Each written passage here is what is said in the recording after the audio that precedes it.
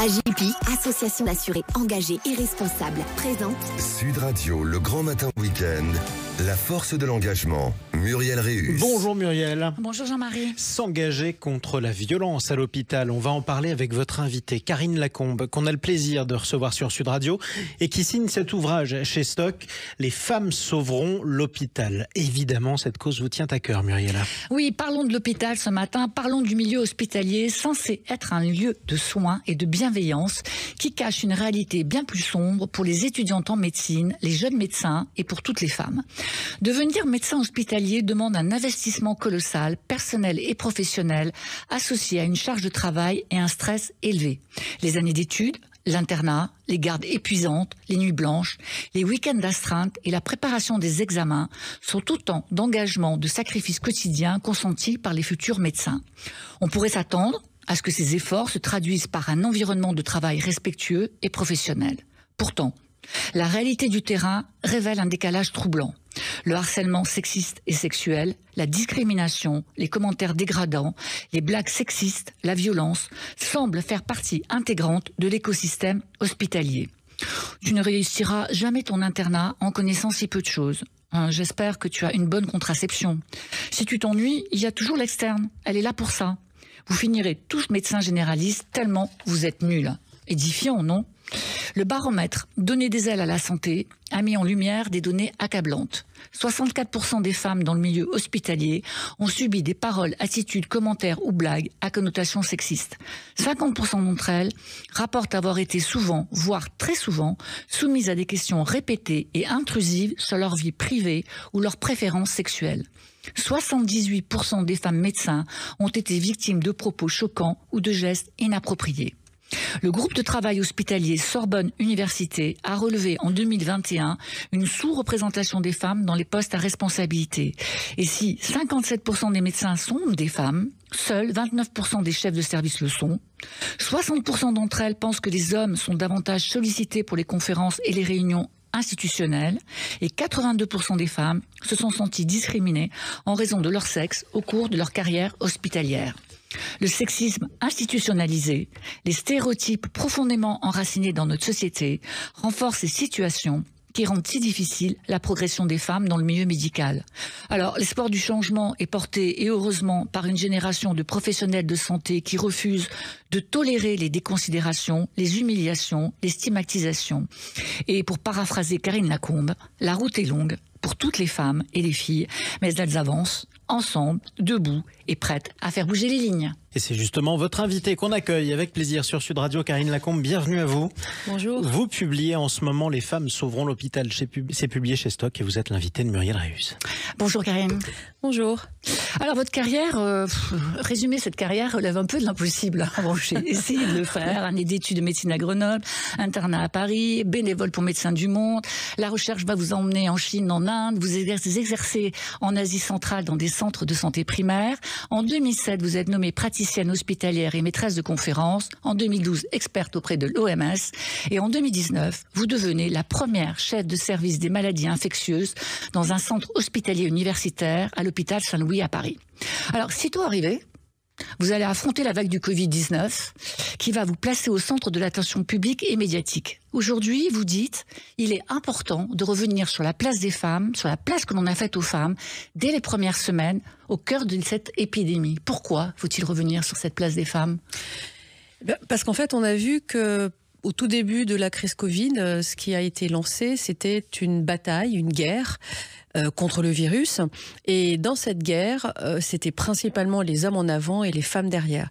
Quand je parle des femmes derrière, c'était ces femmes de tous les jours qui ont assuré évidemment à l'hôpital en première ligne les soins directs aux patients, les aides-soignantes, les infirmières, les femmes de ménage, mais également dans les commerces. On a vu que le personnel qui tenait les commerces essentiels était principalement des femmes, les caissières, etc., qui d'ailleurs ont été celles qui ont donné le plus lourd tribut à la crise Covid. Parmi les personnes qui ont été touchées au tout début avec beaucoup d'hospitalisation et de décès, c'était beaucoup de femmes. Alors, on va un peu parler du rôle du chef de service à l'hôpital pour nos auditeurs, parce que ce terme de chef de service à l'hôpital, je ne suis pas sûre qu'il représente vraiment l'étendue de la problématique que vous vivez au quotidien. Et surtout, dans ce contexte de difficulté de l'hôpital, qu'est-ce que vous diriez aujourd'hui de ce rôle de chef de service ? En fait, c'est un rôle qui est très lourd parce qu'il implique plusieurs fonctions. Donc la plupart du temps, un chef de service est aussi chercheur, enseignant, donc professeur de médecine. Et donc on doit faire face à plusieurs engagements. Donc un engagement en termes de recherche, un engagement en termes d'enseignement, également un engagement en termes de soins, parce que c'est quand même notre fonction première que de soigner nos patients, mais également une charge administrative qui est extrêmement lourde. Donc quand en plus on a une vie de famille, et concilier ces différentes vies représente une quantité de travail absolument colossale. Alors, dans votre livre, vous abordez des sujets longtemps passés sous silence à l'hôpital, en dépit du mouvement MeToo. Le harcèlement moral, les agressions sexuelles, les attouchements, le manque de respect envers les femmes internes, même les médecins. Vous partagez des exemples précis, des situations choquantes. Moi, j'ai trouvé votre parole extrêmement libre, ferme, précise. Parler, ça demande souvent du courage. Et ça entraîne parfois des conséquences pour celles qui osent dénoncer des faits et s'exprimer. Est-ce que ça a été difficile pour vous de prendre cette parole ? Ça a été... La première, presque. Absolument. Alors c'est vrai que on a rarement entendu les femmes sur la violence du milieu hospitalier, violence morale, violence sexiste, parce qu'en fait, les femmes à l'hôpital sont souvent des femmes qui ont l'habitude de travailler la tête basse et qui avancent. Et quand on n'est pas connu sur le plan médiatique, quand on n'a pas une parole qui est entendue, qui est écoutée, on ne va pas exister. Et c'est la raison pour laquelle j'ai décidé là de prendre cette parole, parce que dans beaucoup de milieux de la société, la parole s'est libérée sur les violences faites aux femmes, mais pas dans le milieu de l'hôpital. Ce qui en fait est compréhensible dans le sens où il n'y a pas de grande figure médiatique, hospitalière, qui était capable de porter cette parole-là. Et c'est vrai que j'ai partagé, donc j'ai vécu moi-même des situations qui ont été assez difficiles.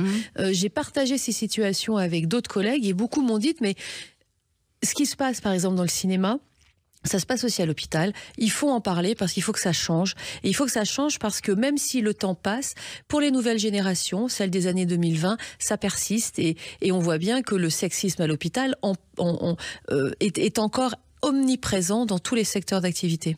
Alors vous dites quelque chose que je trouve terrible. Vous dites que les femmes à l'hôpital, elles avancent, mais elles avancent la tête baissée. Pourquoi ? Parce que c'est un milieu exclusivement masculin ? Parce que c'est un lieu de pouvoir ? Parce qu'elles n'ont pas le droit à la parole ? Bien parce qu'en fait, elles sont entendues, mais elles ne sont pas écoutées. Et contrairement au milieu du cinéma, où souvent c'est la vie personnelle qui a été très imbriquée avec la vie professionnelle et avec une visibilité qui est plus importante que ce qu'on peut avoir à l'hôpital, c'est vraiment des événements professionnels où une femme qui subit la hiérarchie, la pression de la hiérarchie, finalement, quand elle estime qu'elle est en danger, elle part.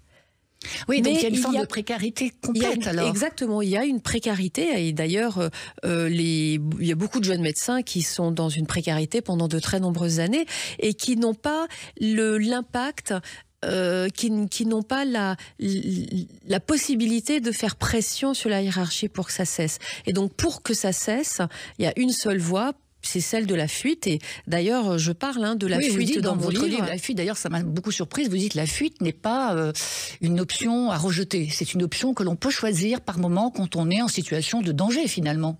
Exactement, c'est une option de protection parce que justement, il est très difficile quand on est une femme à l'hôpital et en particulier quand on est dans les strates basses de la hiérarchie de faire entendre sa voix et de se protéger.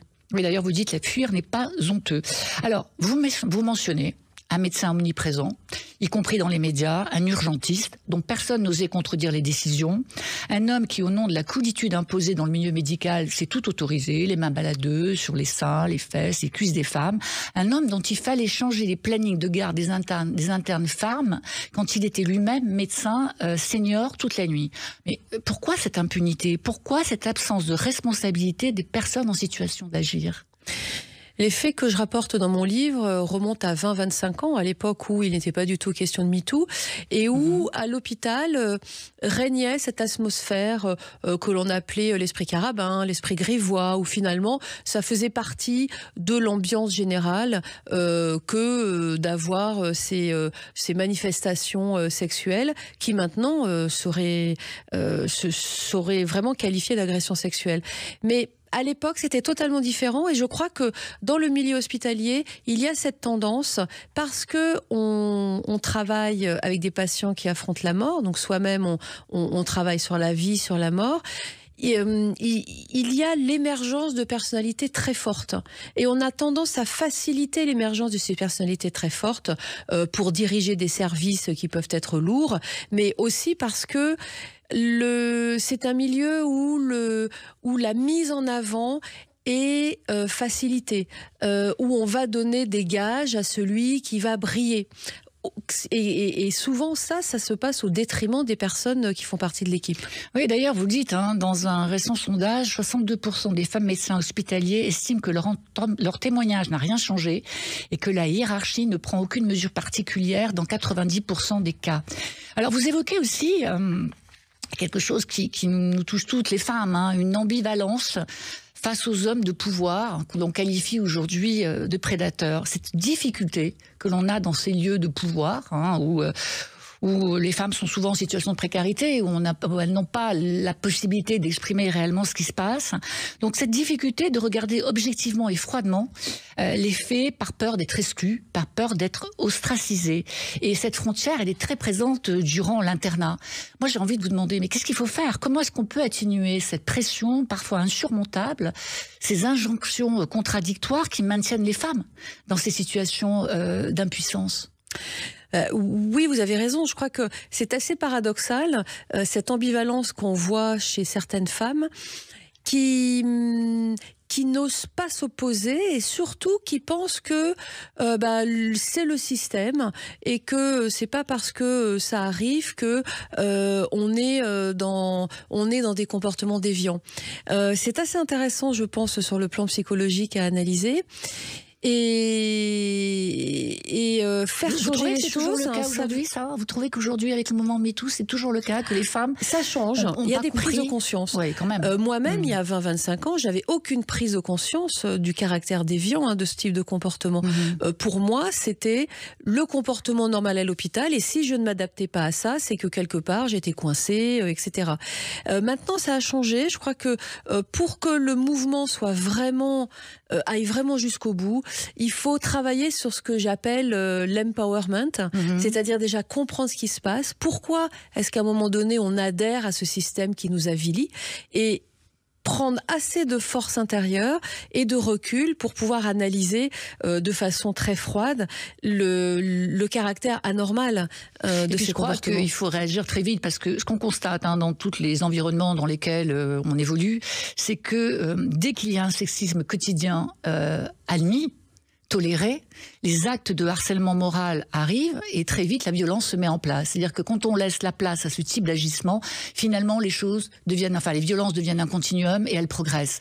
Donc c'est vrai que il faut être très vigilant sur le sexisme ordinaire. Oui, absolument. Je pense que le harcèlement moral et le harcèlement sexuel procèdent exactement des mêmes ressorts, un ressort de puissance et un ressort d'avilissement de la personne que l'on a en face de soi. Alors après, on va utiliser les outils qu'on a à notre disposition. Ça peut être l'asservissement sexuel, l'asservissement moral, mais vraiment les mécanismes psychologiques qui sont à l'œuvre sont exactement les mêmes dans une situation ou dans l'autre. Alors vous avez été victime de sexisme absolument flagrant, de cyberharcèlement extrême, avec des images et des actes multiples sur le front, un pistolet sur les tempes. Il y a même un médecin reconnu de maladies infectieuses à Marseille qui a osé vous qualifier de dinde de l'infectiologie. Aujourd'hui, a posteriori, comment vous vivez ça? Quel regard vous avez là-dessus? C'est vrai que ce sexisme ordinaire, je l'ai principalement vécu pendant le Covid, enfin, en tout cas dans une expression extrêmement violente. Et c'était assez étonnant parce que finalement, on n'a pas souvent remis en doute ma parole d'expert. Parce que, à la limite, remettre en doute une parole d'expert, ça veut aussi entrer dans le débat scientifique, et ça, c'est sain que d'apporter la contradiction sur le plan scientifique. Mais finalement, ça s'est surtout manifesté par des remarques sur mon physique, des remarques sur ma vie privée. Et donc l'exemple que vous avez donné est absolument flagrant, ce d'autant que c'était un collègue de travail, alors d'une autre structure hospitalière, mais on voit bien que quand on a une personne libre, une personne forte en face de soi, quand c'est une femme, eh bien on va agir sur tout ce qui concerne la sexualité et le sexisme rampant, et c'est assez je trouve que ça montre quand même toute la limite en fait de la réflexion intellectuelle qu'il y a derrière ça. Ouais. Alors, on va pas essayer de décourager toutes les jeunes filles qui veulent faire un internat ou qui décident de se lancer dans cette carrière. J'imagine que c'est un métier que vous aimez toujours. Et c'est la passion, bien sûr. Ouais. C'est un métier qui est absolument passionnant. Je pense que ce qui nous nourrit et nous porte, médecins, c'est le contact avec l'autre, avec l'altérité, même si l'autre est malade. On a une certaine une satisfaction personnelle intense que de soigner. Et alors, quel conseil vous donneriez aux jeunes internes aujourd'hui? Vous leur diriez quoi? Je pense que c'est aussi, c'est la raison principale pour laquelle je me suis exprimée. Je voulais qu'elles sachent qu'elles ne sont pas seules, que le problème est reconnu, que l'on commence à le combattre. Il y a des choses qui ont été mises en place à l'hôpital, à la fac.